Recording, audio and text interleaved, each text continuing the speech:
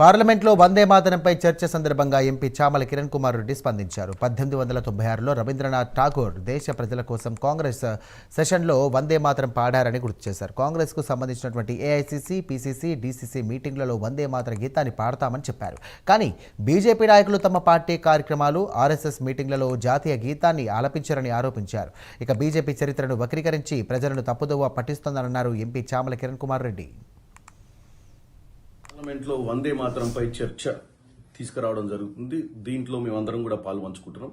కానీ ముఖ్యంగా ఈరోజు భారతదేశ ప్రజలకు ఒకటి తెలుసుకోవాల్సిన అవసరం ఉంది.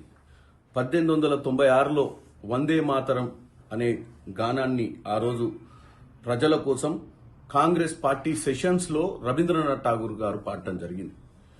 ఆ రోజు నుంచి ఈ రోజు వరకు ఏ సభలోనైనా కాంగ్రెస్ పార్టీ అటు దేశ స్థాయిలో జరుగుతున్నటువంటి ఏఐసీసీ సభలు కానీ, రాష్ట్ర స్థాయిలో జరుగుతున్నటువంటి పీసీసీ సభలలో కానీ, జిల్లా స్థాయిలో కానీ కాంగ్రెస్ పార్టీ సభలలో వందే మాతరాన్ని పాడటం జరుగుతుంది. ఇదే వందే మాతరాన్ని బీజేపీ పార్టీకి సంబంధించినటువంటి ఆర్ఎస్ఎస్ కానీ, సంఘ్ కానీ ఏ రోజు కూడా వాళ్ళ ఆఫీసులలో ఈ పాటను పాడినటువంటి దాఖలాలే లేవు.